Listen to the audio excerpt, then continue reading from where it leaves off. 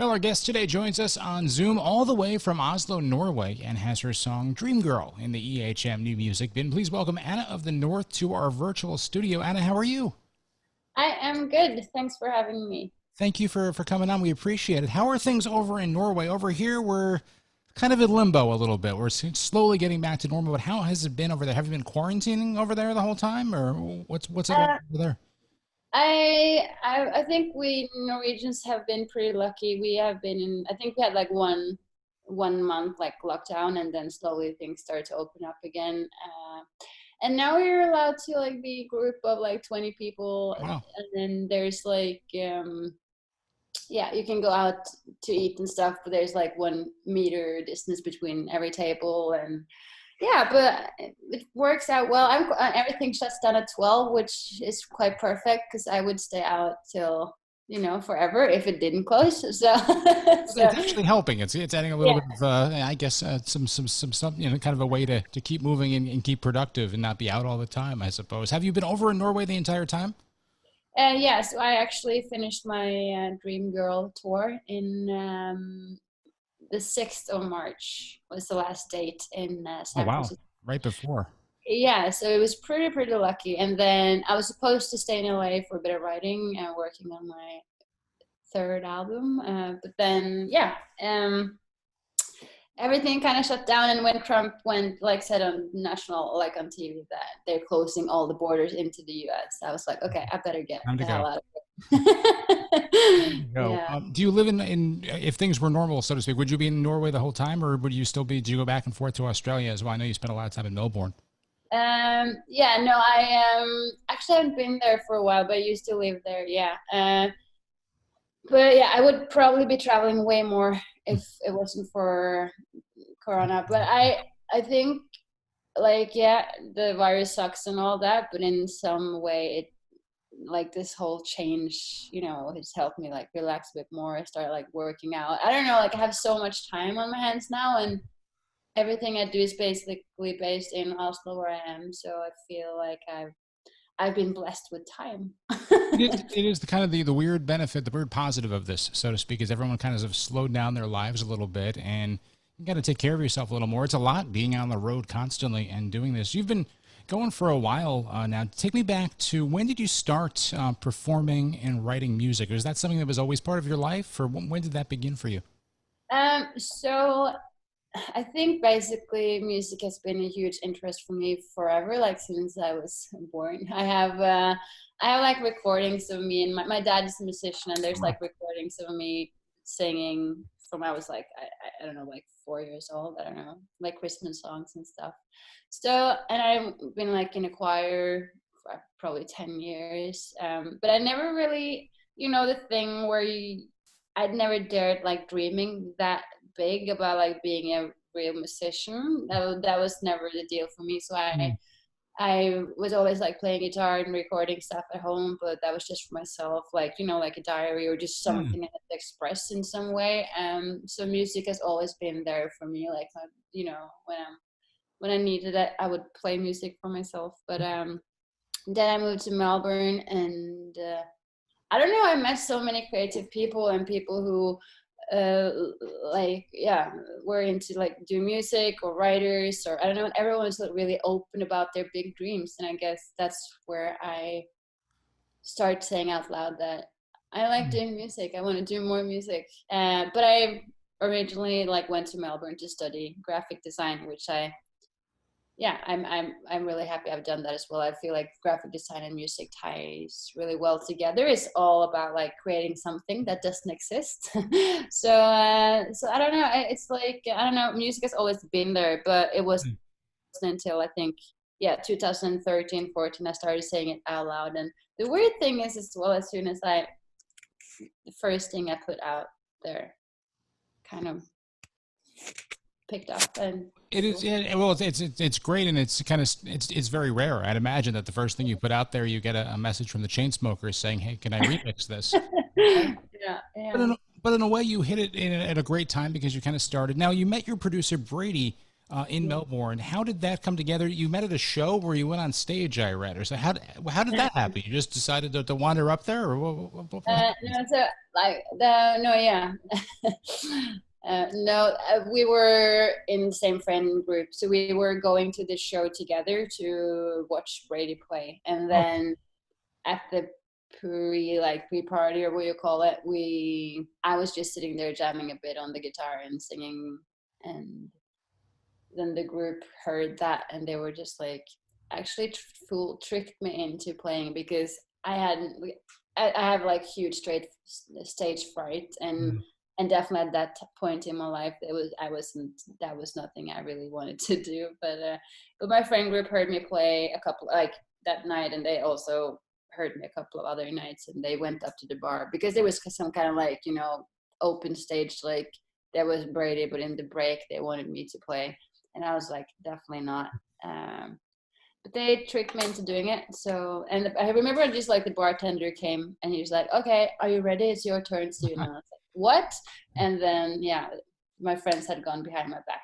But I went up there and did a really bad job, and but me and Brady kind of like started talking and shared our like interest in music, and just figured out it wasn't actually until I went back to Norway that I we kind of decided to do something together, and yeah, it really worked out, so it's cool.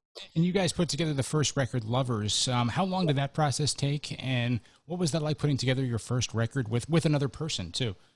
It was definitely hard. I think we started off like our Brady came over to Norway in 2014, 15, 14. And then, yeah, so 3 years late, almost 4 years, okay, 3 years, we had finished our first album. So, yeah, it took a lot of time. But I think the problem was we had no idea what we were doing. We just like released a song, and it was just like people got so interested. We just, shit, we need to do more. This is working. And then we didn't have anything else, you know what I mean? So we Yeah. had to like the process of kind of figuring out who we were, who I was, and what we wanted to do, and that's why the first album took quite a long time. I imagine that's a lot of But pressure too, because, and I think a lot of artists get discovered online and through social yeah, media and in different forms, but then all of a sudden you need that second song or that, that album. yeah. I can see it taking a while. What was, when you finally put it together, what was I guess, the inspiration for the songs, so to speak? What was the ones that really stuck out to you? They were like, this needs to be on the record. I think Lovers, when we had the demo for that one, that was always I don't know, that's I had always had this gut feeling about it. Love, like the album is kind of a heartbreak album. I was in a yeah, I had been in this relationship and it didn't really work out well, and we were like on and off, and so the album itself is kind of inspired by that whole situation. So I guess for me personally, there were like every song that is there need to be there because that was the journey. And I don't know, it's with music, it's hard because you just have to go with your instincts, you know. And for me, telling that story together was that yeah. Kind of all But needed to be there for it to make sense. yeah, and that was also like the songs. We had a lot of other demos, but and we probably could have finished them and they could have been there, but this was kind of like this was the album that happened, and I'm really happy it happened that way, but it probably could have turned out totally differently. But I think Lovers is like the main, Yeah. Now and that was something else also is a really, yeah. That was the first record that you worked on with Brady, and then it seemed like with that came a lot of opportunity to work with other people, like Tyler the Creator, Yeah, among others. What was that like to then? Because if I'm not mistaken, I read that you guys either met on Twitter or we're kind of. And it's kind of funny how all these relationships come together. It's so different from what it used to be. What was that like to all of a sudden be in the studio with all of these different musicians? Then kind of going from your bedroom, so to speak, writing songs to that. yeah. I've been a lot of like I was totally new to the whole like writing. Like I didn't. I've always been writing music, but I've never like been concentrating on like finish a song or like needing to perform it or recording it. I've always like just been writing ideas and then just like or just what I felt there and then, and I never like really held on to them or anything like that. It was just like me playing music, and it was just something I did as I said, for myself. So Yeah. going into the studio and kind of like you're supposed to be really good there, and then like music, it takes a lot of time. It's a process, and Um, I probably go into the studio like a lot, and 10% of what I write is something that could be I have so much music, and then there's maybe a song that I wrote 2 years ago that didn't fit at that time, but I can go back now and it's like, oh my god, this is really good. So it's all about where you are in life as well. But it's been crazy to like work with these people that I'm hugely like I look up to, and yeah, so it's that's actually really tough, going into studio with people you really really like, and then you're supposed to deliver. don't screw up. Don't screw up. Don't screw up. I'll be good. Yeah, it's hard, but it's been really, I've learned so much though, like the way I got like thrown into music, I've learned so much from it. It's like, it's crazy just like looking back to who I was in music, like the artist I was, to who I am today. Just when it talks about like working with people, making music live, like performances, like I was so scared at the start. Like I wasn't really good at performing at the start, but then I think I'm starting to get a hold of it now. Well, over time, everything gets a little bit easier. At the end of the second record came out, Dream Girl, about a year ago or so. And if I'm not mistaken, it was after you broke up with Brady, as far as working him as a producer and kind of moving on to different. What was that like to kind of branch out on your own a little bit? It was, of course, scary, but I knew like me and Brady did a really good job together on the Lovers album. That worked really well. But we had our things, and I think for Anna of North to grow further, it needed to do something else. And I think we both knew that it was gonna like it wasn't a big like break, like Yeah, it was it just was time. more, yeah, it was just yeah, and we both knew that we both had to do, we wanted to do different things, and it was just at the right time. But I was super scared, and I didn't really know if I was good enough for myself, because all I knew what my music career was with him, like I'd never done much on my own. So I was really scared. And but at the same time, like that whole breakup thing, and like I remember going into the studio for the first time with new people. I think that is what Dream Girl is. Like the Yeah. energy you can, it's kind of like, if you like, it can feel a bit like it's way more happy and up, You were a and little more reinvigorated, I guess. The whole yeah, process was new.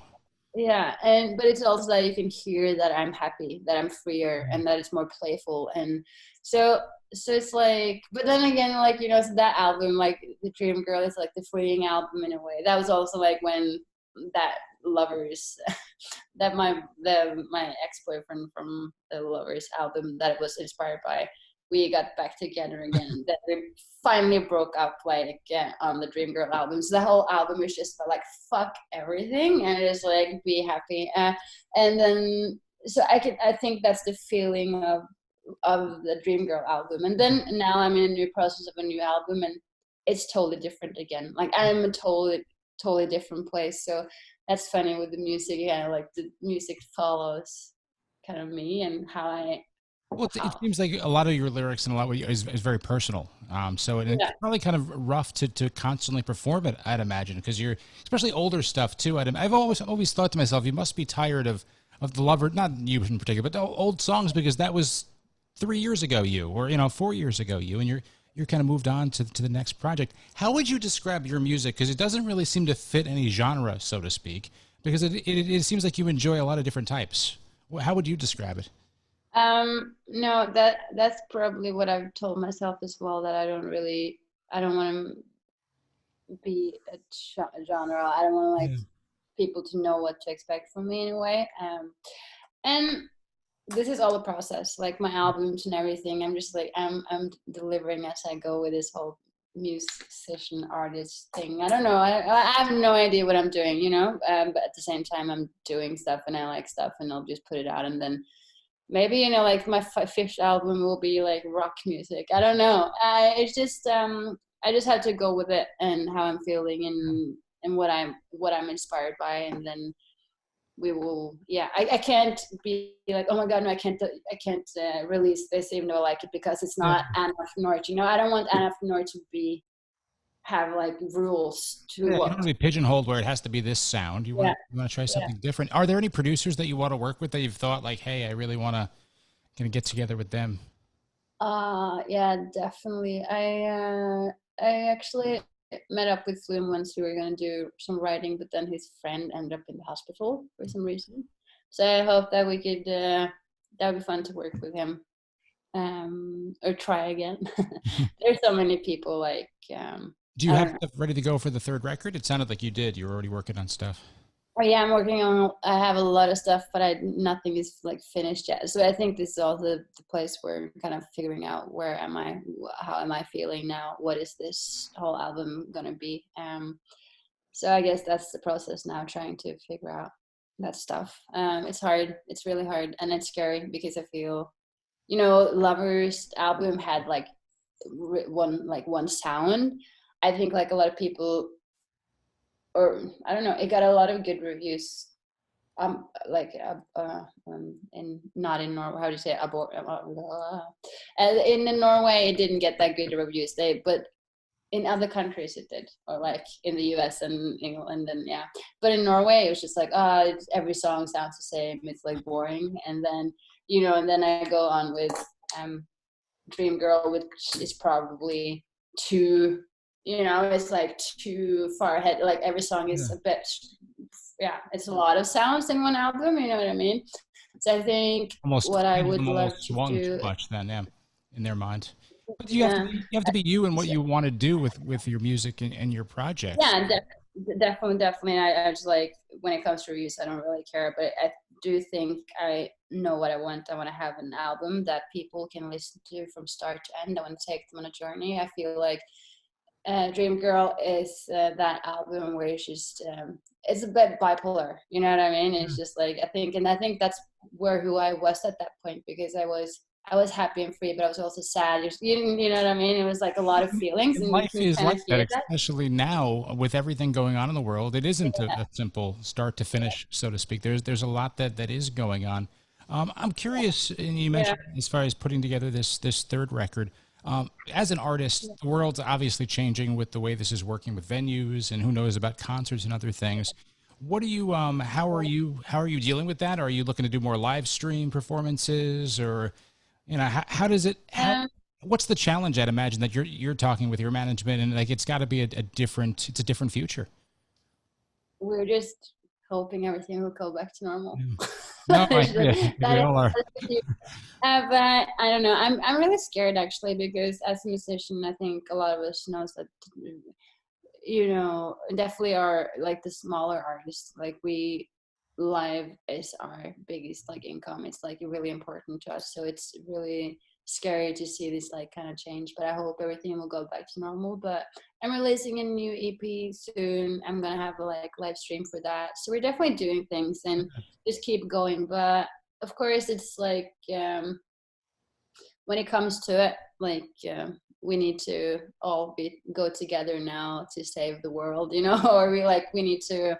So you can be like, shit, I want everything to go away, but it's a lot of people that suffer more than me right now. So that's the more important thing. But of course, fingers crossed, and we're still, yeah, being creative, trying to come up with new stuff. But it's hard. It's like the internet times, definitely internet times, and that's the thing as well. Like, are people starting to get tired of internet now? You know what I mean? So, Yeah, you and know, it's an interesting thing to see how different artists relate to Zoom concerts and how they're doing yeah, that, whether they do drive-in stuff or, what I find interesting, and you've had some really great like song placements. I mean, with the Netflix film for Lovers, yeah, and which was huge in a certain genre, and then also in the iPad commercial for Dream Girl. What's yeah, that like to because your music, and I guess it kind of fits where you want to go with this. It is all over the place because you're hitting so many different types of people. I mean, with Netflix, you hit all. I feel like all the teen girls were watching that movie, and then you've got the Apple iPad Pro commercial, which was hitting everyone. yeah. What's that like to see? It's got to be kind of rewarding Because coming from Norway, where a country that seems to not necessarily that didn't appreciate music per se, or but it felt like you wanted to kind of get out of there. You needed to get out of there to grow as a Yeah. musician. Yeah, What? I think Yeah, definitely like, Norway has their, they know it, like it's such a little country and it's hard to like, to, you have to do what the people here want you to do, or else you kind of, so there's a lot of Norwegian artists that's abroad that Norwegian people don't even know exist, you know yeah, what I mean? um and I think that's like a shame, and that's why I love like the US, and because there's so many people and diversity is that yeah, it's like people are open-minded and they like different things, and there's room for everyone, and I love that about the US, and I love that, like, and that's the cool thing as well with all these things I've gotten. I feel like people are really open-minded, they're not scared to take chances, yeah, so like we're doing this, we're doing that, and Apple is like the biggest brand in the world, and they're just choosing a little artist from Norway to do their biggest commercial this year, you know what I mean? And that's where Norway, they aren't there yet. They're just there. Okay, we're doing this new commercial. Okay, we're just choosing that safe. We're just choosing that same person that always does those yeah, commercial, or And I think like same with Tyler the Creator. Like he could have chosen every girl or boy in the world to yeah. sing. I'm pretty sure he could to sing on his record, and then he's just like, no, I'm gonna use Anna. That's like that is people. They are the people that is how do you say, like, making the changes. Yeah. Then No, other people it's follow. nice to see that. Yeah, they're willing to take a risk with something and do Yeah. it in a different manner. What would you say to like if you were to look back and go back to 7 years ago or say at that time, what would you say to yourself, or what would you say to that artist that's trying to break through right now, that's writing in their bedroom and they don't know Um, what to do or where to kind of go next?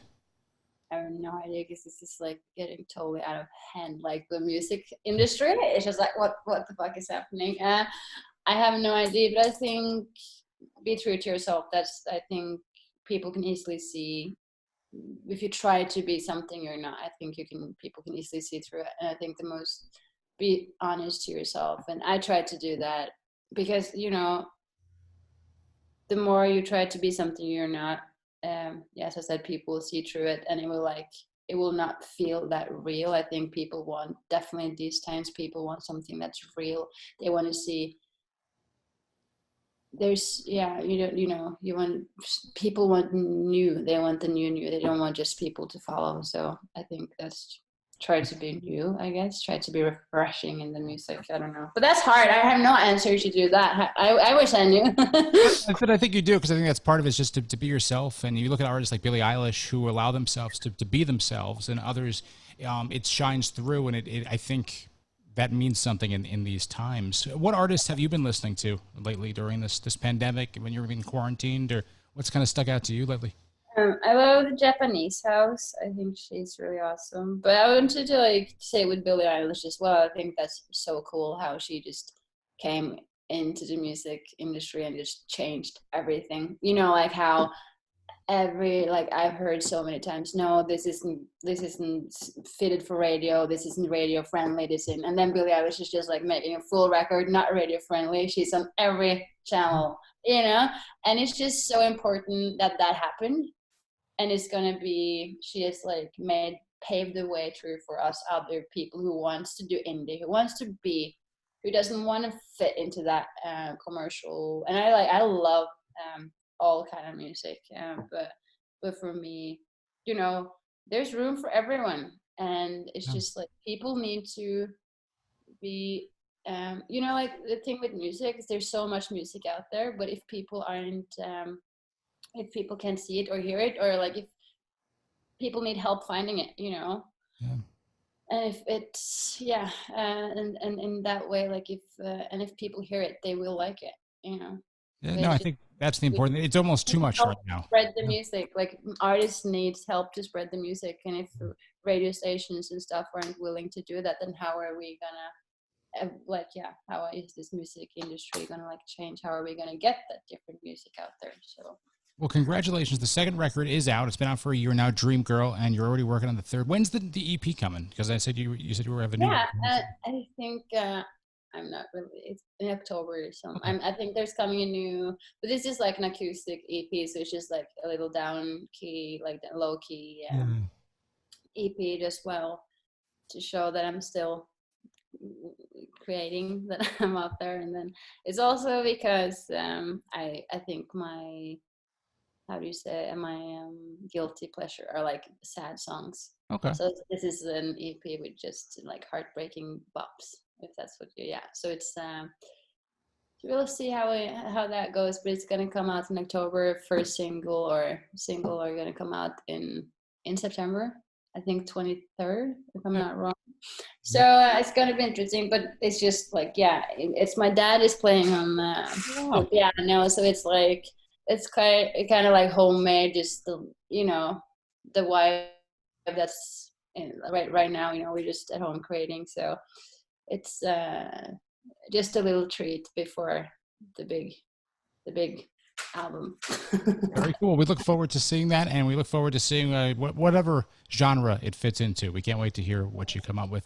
Thank you so much for doing this. We appreciate it. Good luck with everything, and we hope to get you back on the road and over to the States again, because to get you back out there, because it's crazy times. But hopefully, fingers crossed, but we will get back there soon enough. Anna of the North, good luck with everything. Thanks for joining me, and have a great night. And thanks for being a part of the EHM New Music Band with the record.